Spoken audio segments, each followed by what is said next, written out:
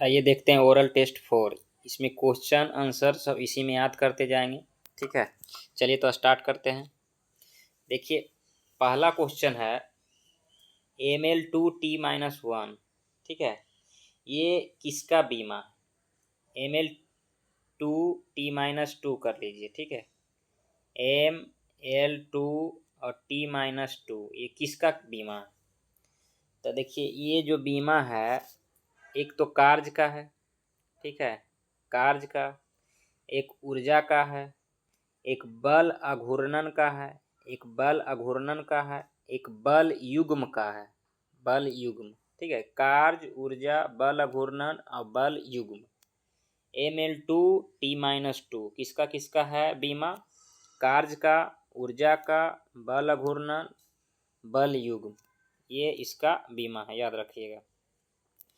दूसरा क्वेश्चन है वोर्नर्स ग्रंथियाँ। ये वोर्नर्स ग्रंथियाँ कहाँ पाई जाती है? तो ये छोटी आंत में पाई जाती है, याद रखिएगा। छोटी आंत में कहाँ पाई जाती है वोर्नर्स ग्रंथियाँ? छोटी आंत में पाई जाती है। पूछा जाएगा वोर्नर्स ग्रंथियाँ कहाँ पाई जाती है, तो छोटी आंत में पाई जाती है। ठीक है, नेक्स्ट क्वेश्चन है विटामिन एम। विटामिन एम जो है ये किसको बोला जाता है? पूछेगा विटामिन एम किसे कहा जाता है, तो विटामिन 9 को, यानी विटामिन B9 को विटामिन एम भी कहा जाता है। B9 को फॉलिक एसिड यानी फॉलिक अम्ल भी कहा जाता है। तो B9 को क्या कहा जाता है? Folic acid. विटामिन एम कहा जाता है, विटामिन B9 कहा जाता है, याद रखिएगा, एक ही नाम है। ठीक है, नेक्स्ट है वीबी झील। ये वीबी झील कहाँ है? तो जापान में है, याद रखिएगा। वीबी झील कहाँ है? जापान में। ठीक है, वीबी झील यह कहाँ है? जापान के होन्शु द्वीप पे है। ठीक है, जापान के होन्शु द्वीप पे, जापान के होन्शु द्वीप पे। एक जोहान्सबर्ग में है विटवाटर्सलैंड की खान। ठीक है, विटवाटर्सलैंड की खान, ये सोना का सबसे बड़ा खान है जोहान्सबर्ग, साउथ अफ्रीका में, याद रखिएगा। एक चुहुआ की खान है जो चांदी का है, मैक्सिको में, ये भी याद रखिएगा। चलिए नेक्स्ट क्वेश्चन देखते हैं। सिरोही राष्ट्रीय उद्यान।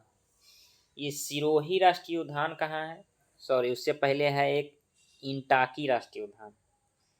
इंतांकी राष्ट्रीय उद्यान कहाँ है? तो नागालैंड में, याद रखिएगा। कहाँ है? नागालैंड में। इंतांकी राष्ट्रीय उद्यान कहाँ है? नागालैंड में। इंतांकी राष्ट्रीय उद्यान, नागालैंड। ठीक है, सिरोही राष्ट्रीय उद्यान कहाँ है? तो ये मणिपुर में। सिरोही राष्ट्रीय उद्यान बोलेगा मणिपुर। इंतांकी राष्ट्रीय उद्यान बोलेगा इंतांकी या इंटांकी, तो नागालैंड। ठीक है, गुइंदी राष्ट्रीय उद्यान बोलेगा तो तमिलनाडु, गुइंदी राष्ट्रीय उद्यान, तमिलनाडु। ठीक है, विटामिन एम, B9, बीबी का झील, जापान के होन्शु द्वीप पर। वोर्नर्स ग्रंथियाँ छोटी आंत में पाया जाता है। ठीक है, एक है पेशा अधिनियम। पेशा अधिनियम ये पंचायत से संबंधित है, 1996 में आया है ये पेशा अधिनियम। ठीक है, 1996 से परिवर्तनीय हुआ। ये वर्तमान में जो है ये 10 राज्य में लागू है। ये पेशा अधिनियम याद रखिएगा, 10 राज्य में लागू है वर्तमान में। तेलंगाना, आंध्र प्रदेश, गुजरात, महाराष्ट्र, उड़ीसा, छत्तीसगढ़, झारखंड, राजस्थान, हिमाचल प्रदेश, मध्य प्रदेश। ठीक है, नेक्स्ट क्वेश्चन है, अगला क्वेश्चन, अगला है हक ए सर्व। ठीक है, हक ए सर्व, हक ए सर्व। हक ए सर्व नामक कर है जो किसने लगाया था? तो FST यानी फिरोज शाह तुगलक ने, FST ने हक ए सर्व नामक कर लगाया था।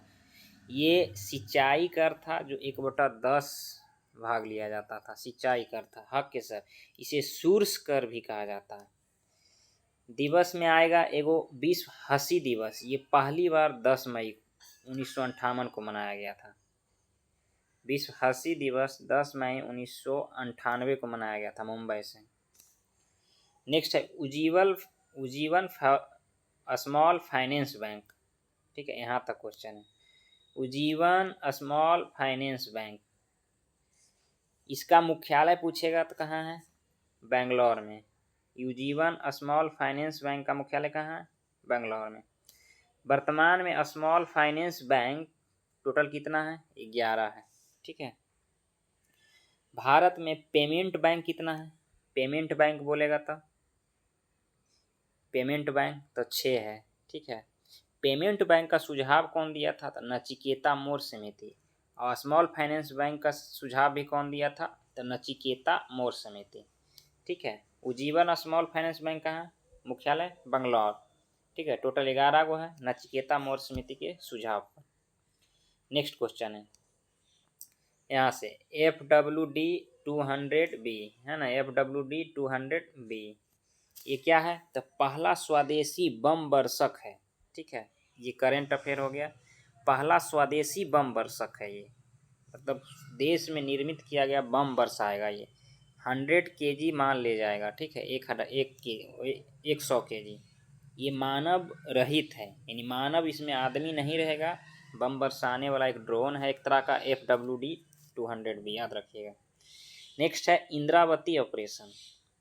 ये हैती में चला है। कहाँ चला है? इंद्रावती ऑपरेशन हैती में चला है। भारतीयों को निकालने के लिए Indravati operation Haiti. Ajay operation कहाँ चला था? इजराइल में। अजय ऑपरेशन इजराइल में। आगे देखते हैं। आगे देखिए ब्राह्मण ग्रंथ। तो ब्राह्मण ग्रंथ से क्या क्वेश्चन है? ब्राह्मण ग्रंथ वैदिक कर्म कांड एवं यज्ञ को नियम पूर्वक करने की चर्चा है। ब्राह्मण ग्रंथ में क्या है? तो वैदिक जो कर्म कांड होता था और उसका यज्ञ को नियम पूर्वक करने की चर्चा ये किसमें है? तो वैदिक ब्राह्मण ग्रंथ में है। याद रखिएगा ब्राह्मण ग्रंथ में।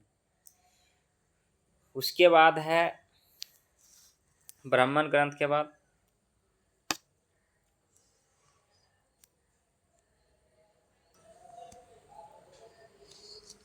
ऐत्रेय ब्राह्मण ग्रंथ। ठीक है। इसको ए कर लीजिए, ऐत्रेय ब्राह्मण ग्रंथ। ऐत्रेय ब्राह्मण ग्रंथ ये ऋग्वेद का ब्राह्मण ग्रंथ है। किसका है? ऐत्रेय ब्राह्मण ग्रंथ किसका है? तो ऋग्वेद का ब्राह्मण ग्रंथ है। ठीक है। ऐत्रेय ब्राह्मण ग्रंथ किसका है? तो ऋग्वेद का ब्राह्मण ग्रंथ है ऐत्रेय ब्राह्मण ग्रंथ। राजा के राजत्व की सिद्धांत की चर्चा है ऐत्रेय ब्राह्मण ग्रंथ में। ठीक है। ऐत्रेय ब्राह्मण ग्रंथ में राजा के राजत्व के सिद्धांत की चर्चा है। ठीक है। सत्यवादी राजा हरिश्चंद्र की चर्चा भी ऐत्रेय ब्राह्मण ग्रंथ में है।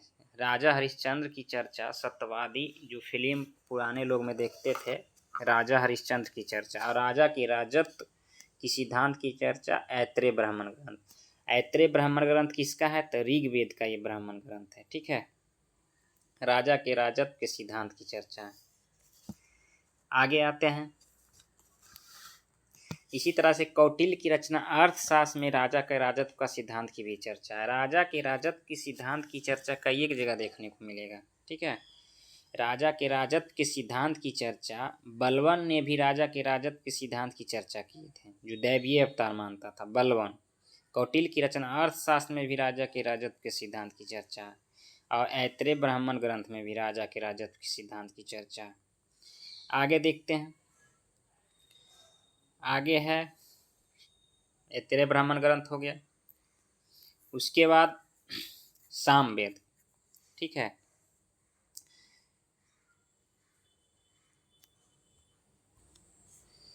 देखिए एक और है ऋग्वेद का कौशितकी ब्राह्मण ग्रंथ। यहाँ पे कुछ छूट गया है ये सब।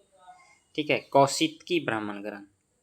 कौशितकी ब्राह्मण ग्रंथ मानव के आचार विचार की चर्चा है। ऋग्वेद की कौशितकी ब्राह्मण ग्रंथ है।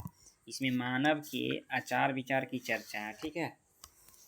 और आगे है शतपथ ब्राह्मण ग्रंथ भी है। शतपथ ब्राह्मण ग्रंथ में आर्य सभ्यता के विस्तृत जानकारी है। उसके बाद तैत्तिरीय ब्राह्मण ग्रंथ में मानव का व्यवहार देवताओं के द्वारा नियंत्रित किया जाता है, ऐसा कहा गया है। तैत्तिरीय ब्राह्मण ग्रंथ। तैत्तिरीय ब्राह्मण ग्रंथ जो है यजुर्वेद का ब्राह्मण ग्रंथ, याद रखिएगा। सामवेद का 3 गो ब्राह्मण ग्रंथ है, पंचविश, षड्विश और जैमिनीय। पंचविश, षड्विश और जैमिनीय सामवेद का ब्राह्मण ग्रंथ है। पंचविश में सरस्वती के लुप्त और पुनः प्रकट होने की बात कहा गया है 25 ब्राह्मण ग्रंथ में। 26 ब्राह्मण ग्रंथ में विभिन्न प्रकार की प्रकृति आपदा और भूकंप की चर्चा है। जैमिनीय ब्राह्मण ग्रंथ में मंत्रों का संग्रह, जैमिनीय ब्राह्मण ग्रंथ में।